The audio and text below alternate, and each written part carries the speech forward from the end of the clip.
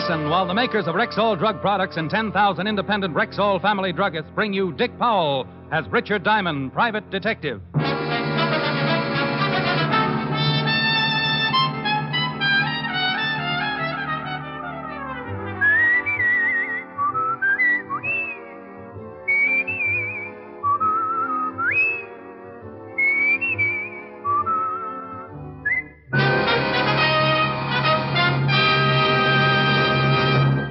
Good evening. This is Bill Foreman speaking to you for the 10,000 independent druggists who have made the word Rexall part of their own store names. They've done that because they recommend and sell the 2,000 or more drug products made by the Rexall Drug Company. The new Ann Delafield Reducing Plan is a good example.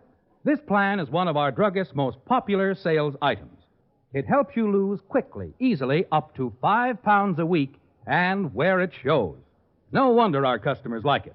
It's the work of famous health and beauty expert Ann Delafield, who has successfully reduced more overweight people than any other expert alive. That's why you can be sure of a safe, sound, scientific plan with no drugs, no calorie counting. You get vitamins, special appetite-reducing wafers, and a big beauty book to guide you. See how easy it is to be slim. Ask about the Ann Delafield Reducing Plan at Rexall drugstores everywhere. Good health to all from Rexall. Now, your Rexall family druggist brings you a transcribed half hour with Richard Diamond, private detective, starring Dick Powell.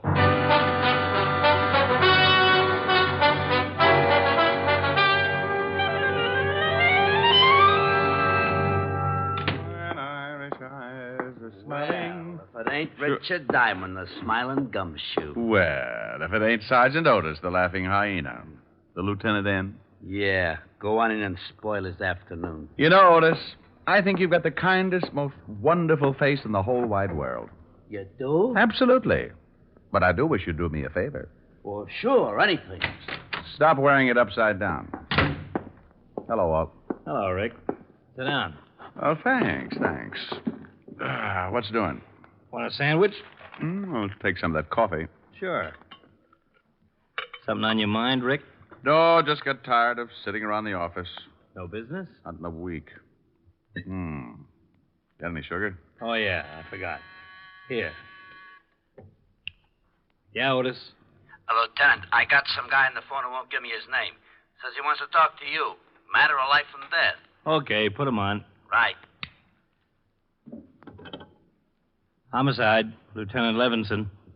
I'm going to say this once, so listen carefully. Tonight, somewhere in New York City, I'm going to kill a man, and there's nothing you can do about it. What? Promptly at 8 o'clock, somewhere in this city, I'm going to kill a man. Hello? Hello? Something wrong? Some guy says he's going to kill somebody at 8 o'clock tonight. Oh, dandy. Crank. Did he say who his victim is going to be? No, just a crank. I should have humored him. Made suggestions. My landlord, for instance. Be a little gruesome if he really did it. Yeah. You'd have a hard time protecting 8 million people from a killer you don't know anything about. Hope it was just a crank. Otis, Yeah, Lieutenant. if that guy calls back, put him through and trace the call. Right. It sure would be miserable if that call was on the level. Oh, relax. I'll have some more coffee. I had some more coffee. Walt worried a little, not a lot, because the big precinct caters to a good number of cranks every day. We talked about old times, and around 6, I matched Walt for dinner. He stuffed himself at the automat until I ran out of change and begged for mercy. Then he dropped me off at my flat on 53rd and went back to the precinct. I showered, shaved, slipped into my blue suit, and headed for the door.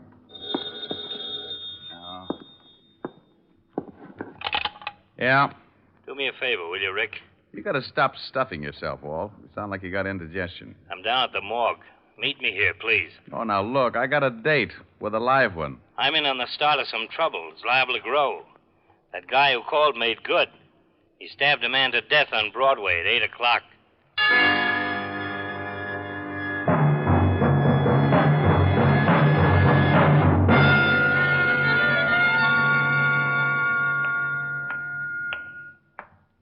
Here he is, Lieutenant. Hello, Walt. Hi, Rick. Thanks for coming down. Okay, Hal.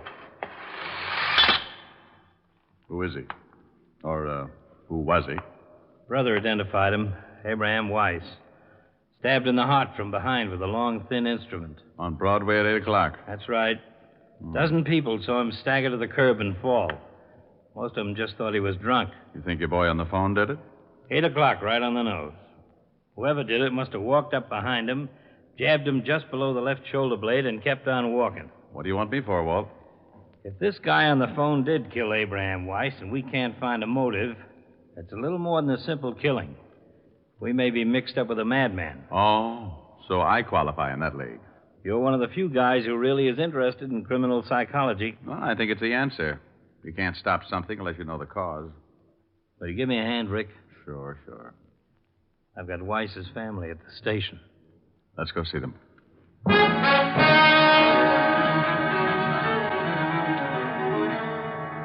Why? Why, Lieutenant? Why did this happen to Abe? That's what we're going to try and find out, Mrs. Weiss. We were hoping you might help us. Oh, he didn't have any enemies. He was a good man. We have 3 children. I left them with Mrs. Bilotti, my neighbor. It's going to be hard on them. You're sure your husband didn't know it? No. He didn't have any enemies. He was a good husband and a good father.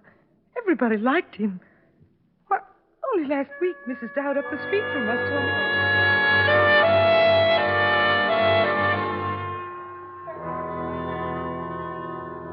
We'd like a list of your brother's friends, Mr. Weiss, where he worked, people he had business with, anyone you can remember who might give us a lead. Been sitting out there thinking about that. There just isn't anyone that I know would want to kill Abe. He was a good guy, did his job, took care of Louise and the kids. He didn't bother nobody. How long were Louise and Abe married? 6 years, maybe a little more. Nice girl, Louise. Oh, the best. A good wife. What happens to her now? I'll take care of her.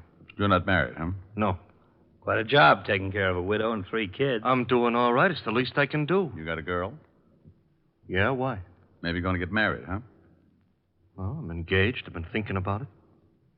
It'll have to wait for a while, I guess. Until Louise gets back on her feet. Okay. Tell us about some of your brother's friends. Well, I guess his best friend was Art Brearley. They was awful close for years. He told us about everyone he could think of. Gave us a dozen names and addresses we could check. Like Louise, Martin couldn't figure why anyone would want to kill Abraham Weiss. The next was Mrs. Rebecca Weiss, tired, the hurt in her eyes enough for all the mothers who had raised a son and lost him. We'll try not to keep you too long, Mrs. Weiss. It's all right, Lieutenant. You want to help? Would you like a glass of water? No. When will I be able to see Manson? It's right that I should see Manson. A few questions first, if you don't mind. I know you're trying to help. Just me a few questions. As many as you like, Lieutenant. Not long with Mrs. Rebecca Weiss. Nothing that would help to catch her son's killer. So we checked the people who had known Abraham, and there were plenty. His boss gave us a few more names to add to the long list. All of them friends who couldn't imagine why anyone would want to kill a nice guy like Abe. At 7:30 the next morning, Walt looked at the reports and poured more coffee. Here. I'll put sugar in it. Thanks. If that phone call was on the level, why would a guy kill like that? Call us and tell us he was going to do it. What'd be his reason? Well, couldn't guess. But if that guy who called did do the killing, you can bet he'll phone again. Why? Well, he bragged he was going to do it. He'll want the credit. Well, I gotta get some rest. A couple hours anyway. Let's both get a couple.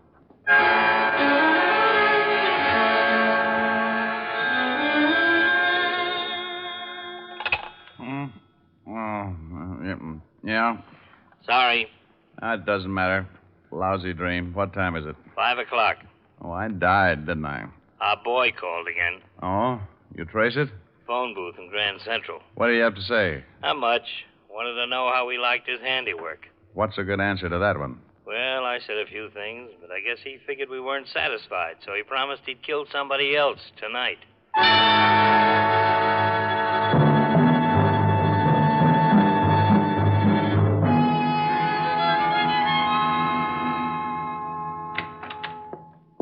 Hello, Rick.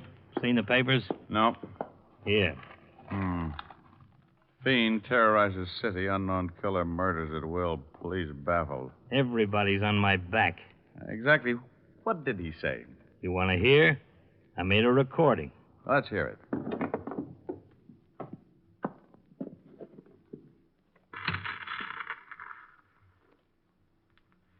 Okay, Otis, put him on. Hello, Lieutenant. Yeah? What do you think now, Lieutenant?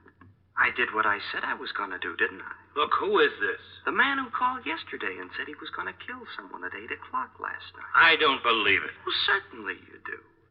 You'd like to stall so you could have this call traced. Well, you'd better listen. I want everybody to know just how stupid the police force really is.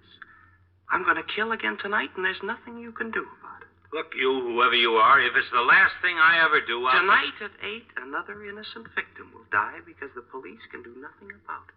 Hello. Hello. Otis. The call came from a phone booth in Grand. He said another innocent victim. Yeah, so he's a nut. For some reason, he hates the police force. There's your motive. Well, I guess it's possible, but something sticks in my craw. Yeah? What? 8 o'clock. Why pick 8 o'clock both times? Well, I guess, like you said, he wants the credit. We're liable to get a couple of killings in an evening. He wants us to be sure which one he did. Okay, so he makes it 8 o'clock the first time. Why the second? Why not 6 or 7 or 10 or... Just following a pattern, I guess. Maybe so. Well, what'll we do? I got every man possible on the streets. But, Rick, let's face it, this is a pretty big city. And it's 6-2 and even. If he does kill again, it won't be anywhere near the scene of his first stabbing. I guess we just wait. Yeah. A little over an hour to go. So we waited. Walt got the coffee going, and I went through a whole package of cigarettes. Somewhere in the middle of New York, probably on a crowded street, a man was walking, waiting like we were for 8 o'clock, waiting to stab someone through the heart, waiting for 8 o'clock. Want coffee? No. Give me a cigarette. You don't smoke. Want a bet? Here. Got a match? Got a lighter. This is no good. Yeah?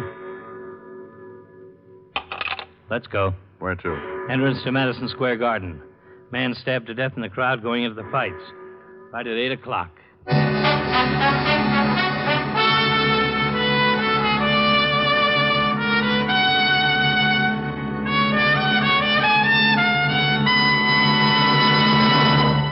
Now you can get 5 times the established daily requirement of all vitamins with known minimums in one formula. It's Rexall 5X multivitamins, a marvelous new product direct from the world-famous Rexall laboratories. In this new, carefully balanced formula, Rexall scientists have provided a tablet that is 5 times stronger than the minimum daily requirement of all vitamins with established minimums, plus red crystalline B12. Rexall family druggists are so anxious for you to reap the benefits of this amazing new vitamin formula that they invite you to try it for 10 days at their cost. They offer you a 10-day trial size, a regular $1.79 value in itself, free of extra cost, with a purchase of the regular bottle of 50, both for only $6.95. If, after 10 days, you do not notice a marked difference in your general health and well-being, return the unopened bottle of 50 tablets, and your full purchase price will be refunded. Take advantage of this special introductory offer on Rexall 5X multivitamins, the tablets that give you 5 times the established daily requirement of all vitamins with known minimums, plus red crystalline B12. Ask for 5X multivitamins at Rexall drugstores everywhere. And now back to tonight's adventure with Richard Diamond, Private Detective, starring Dick Powell.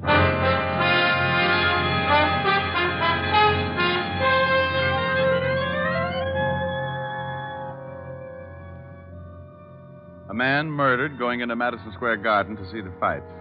Stabbed through the heart while he stood in the middle of the large crowd. We went through the same routine. Identify the body. Question witnesses who had been close to him. See his friends. Anyone who knew him. Name's Leon Ellis. Small-time fight manager. No family. Handles a young kid named Billy Martin. Wasn't fighting last night. At 10 o'clock the next morning, we found Billy Martin working at the East Side Gym. We talked to him for a while, but he couldn't help much. So we kept going, making our list of names, talking to everyone, all morning and into the afternoon. By 4:30, we were holding each other up. Look, we're working with a madman who kills anybody close to him so he can show how helpless we are to stop him. The whole city's in a panic. The newspapers are blasting everybody in the department, yours truly in particular. Yeah? I got him on the line again. He even bragged to me about this last killing. Trace it as fast as you can. Right. Start that recorder, Rick. It's our boy again. Okay. Go ahead. 5th Precinct, Lieutenant Levinson. You can skip the formalities, Lieutenant. Your sergeant told you who was on the line. Well, I did it again last night, didn't I, Lieutenant? Okay, so we can't stop you. I admit it. I'll admit it to the papers. That should make you happy. The police department can't do anything about it. That's what you want, isn't it? Again tonight, Lieutenant. One more person will die. Now, wait a minute. At least give me a chance to talk While to you. you trace the call? No. Tonight at 8 o'clock, and you can't stop me. Hello? Yeah? Call came from a phone booth in Rockefeller Center. Pick's the right place to call from. We look pretty silly rounding up everybody in Rockefeller Center.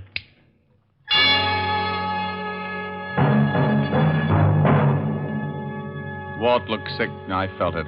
What could we do? We knew nothing about our killer or where he'd strike next. Walt called in the reporters and gave them the story. The papers would blast the department, but it was the best way to warn the public to stay off the streets. The department was alerted, radio stations were given bulletins to broadcast, and Walt and I climbed into a prowl car and started cruising. At 8:05, it came in. Attention, all units in the vicinity of Zone 12. A 211 in front of 415 West 64th. 415 William 64. Ambulance, dead body. Car 73, come in, please. 7-3, go ahead. 211 at 415 West 64 is a stabbing, Lieutenant. Roger. That's it, Rick.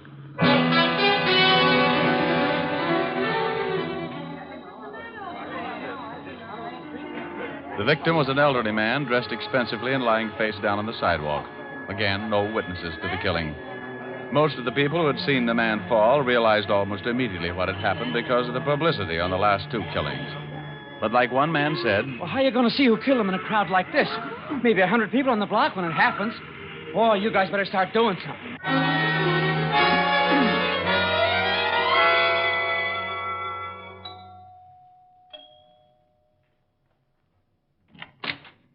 Yes, sir? Does Mr. Arthur Reeves live here? Yes, sir, but Mr. Reeves is not in at the moment. I'm from the police. Lieutenant Levinson, homicide. Homicide? I'd like to talk with everybody in the house. Certainly, sir. Has something happened to Mr. Reeves? He's been murdered. Oh, no. No, not Mr. Reeves. How many people in the house? Myself, the maid, and Mr. George Reeves, Mr. Reeves' nephew. Tell him I'd like to talk with him. And we talked with the 3 people in the dead man's house. The maid, the butler, and George Reeves, the nephew. I warned him not to take his walk tonight. I showed him the papers. Did he usually take walks at night? That's for the past 15 years. Know why anyone would want to kill him? Mr. Reeves? Of course not. You know very good and well it was that fiend what did it. How about you? Can you think of why anyone would want to kill your employer? No, sir. I've been with Mr. Reeves for over 20 years. I'm acquainted with most of his friends and associates. Look here. I can assure you that my uncle knew no one who would want to kill him. You're his nephew? That's right. Your uncle took walks every night? Yes, every night. Well, if you don't mind, we'd like you all to come down to the station to make statements.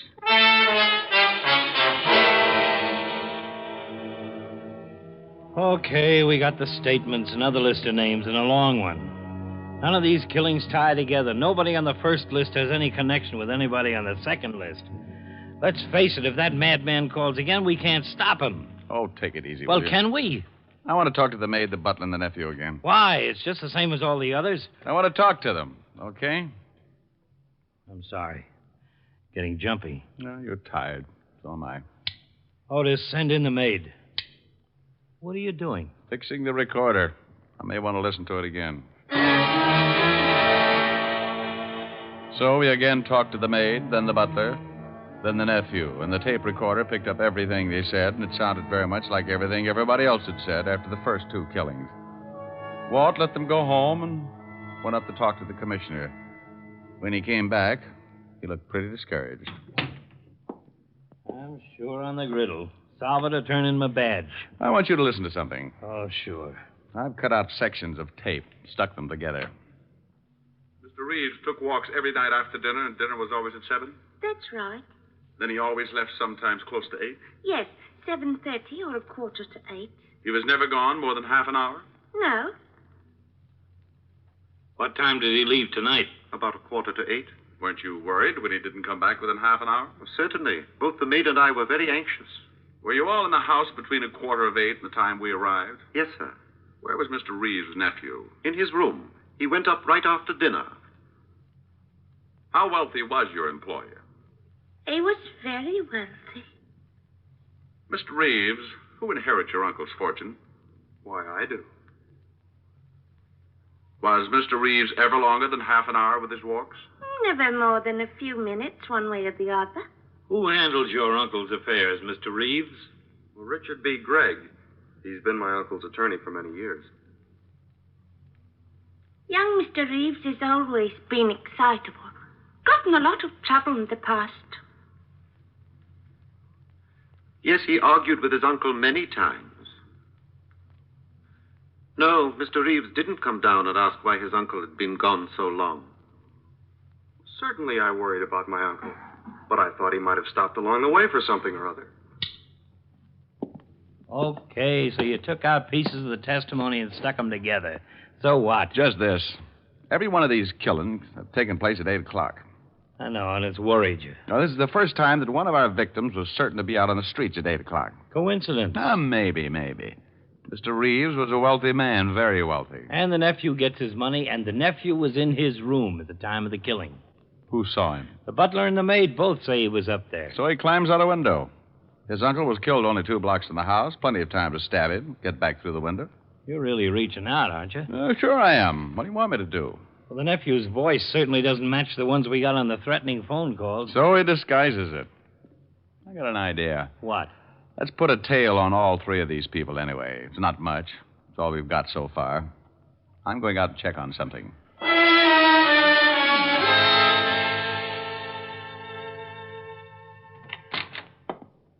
What? Here's something that'll make your hair curl. I just saw the attorney for the Reeves estate, and he said the old man was planning on changing his will, leaving all his money to charity, not his nephew. He was supposed to meet with Mr. Reeves this morning. And Reeves gets killed last night. Pretty convenient for the nephew. We can't arrest him on that. No, but it makes a good motive. You think the nephew would kill 2 men and then his uncle, just so it would look like a madman had picked out another innocent victim? You gotta admit it'd be pretty clever. There's an understatement. Yeah. He's on the line again, Lieutenant. I'm tracing it. Oh, no. Our boy again. There goes your theory.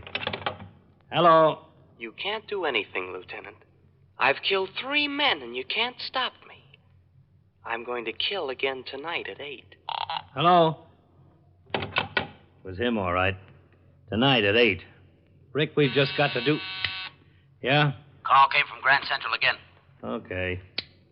Well, what happens to your theory now? Well, he might do it again. Expect you to react just this way. Who's tailing George Reeves? Harrison. When does he report in again? Checks in on the hour. Last time was about 20 minutes ago. 40 minutes to go, huh? No way of contacting him? No. Okay, we wait.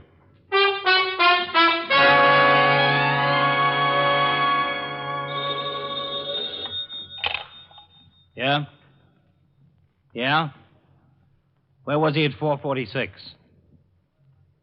Don't let him out of your sight. Well? At 4:46, George Reeves made a phone call from a booth in Grand Central Station. He's home now.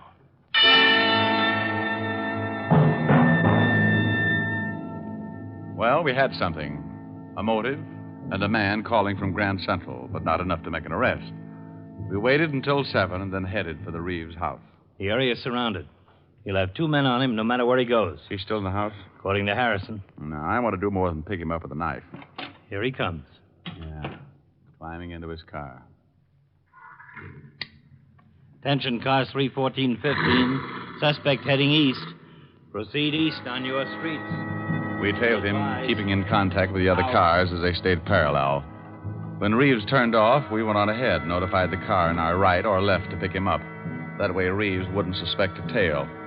About 7:30, we got a call that Reeves had parked. We headed for the spot in a hurry. Suspect is heading north on Calder. Oh, get ahead of him. Park at the corner of Davis. We'll pick him up there. We stopped at the corner and got out of the car. We waited until we spotted Reeves walking in our direction and then let him pass and followed, staying close. We kept after him until 5 minutes to 8. He swung out on Broadway and was pushing his way through the crowd. Then it happened. Where'd he go? We've lost him. Come on. 3 minutes to 8. Let us through, please. Well, I never. Get out of the way. Oh, you push. Look out, please. You see him turn off? No, he's got to be... Walt, crossing the street. Let's go. Reeves. What? No. Look out for the knife. No. Let me go. Drop it. You okay? Yeah. Here's the knife. Young man, what right have you got to hit that nice gentleman? He was helping me across the street. I have a good mind to report Lady. If this man was helping you across the street, just forget about him. Go bet on a horse or something. This is your lucky night.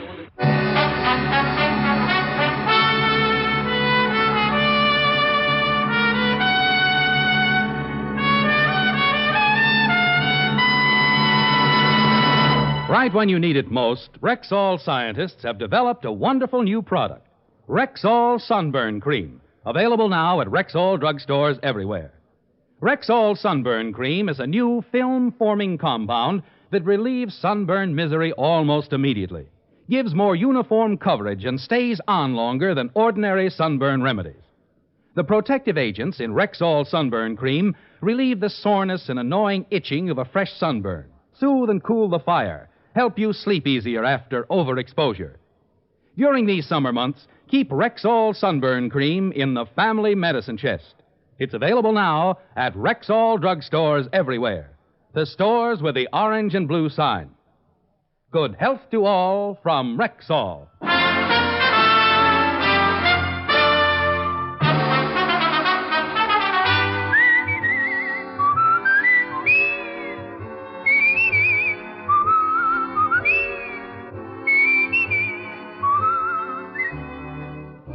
Richard Diamond, Private Detective, stars Dick Powell in the title role and was written by Blake Edwards with music composed and conducted by Frank Worth. Dick Powell directed the RKO production Split Second, which is now in release, and his latest film appearance was in the Metro-Goldwyn-Mayer award-winning The Bad and the Beautiful. Richard Diamond, Private Detective is transcribed in Hollywood by Jaime Del Valle. This is Bill Foreman inviting you to be with us next Sunday at this time when Rexall Drug Products again bring you Dick Powell as Richard Diamond, Private Detective.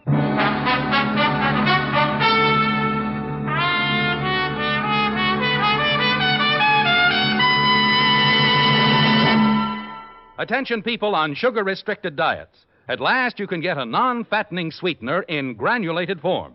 It's Rexall Sweetenette Sprinkle, the easy-to-use sugar substitute in a shaker. Just sprinkle it on food for all the taste, none of the calories. And there's no bitter aftertaste. Remember the name, Rexall Sweetenette Sprinkle, at Rexall drugstores everywhere.